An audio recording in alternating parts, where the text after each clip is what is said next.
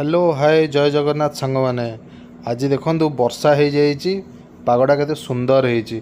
तो मु पळै आसली वर्तमान प्रकृति को एंजॉय करने को हाथ में गोटे चाहा कप धरिकी पीवा पाई। तो गोटे मोर गोटे छोट जिनस मन अच्छी जे चाहा को मना करे से परे हैरान हुए। तेणु चाहा को किए केबे जदि आपको चाहा दौरान केबे प्लीज मना करेंगे ना, चाहाटा एंजॉय करेंगे। चाहाटा एंजॉय कले ना आमर बहुत थकावट पूरा रिड्यूस हो जाए, बहुत एनर्जेटिक लगे। जहाँ हो चाहाटा टिके निहाती दरकार।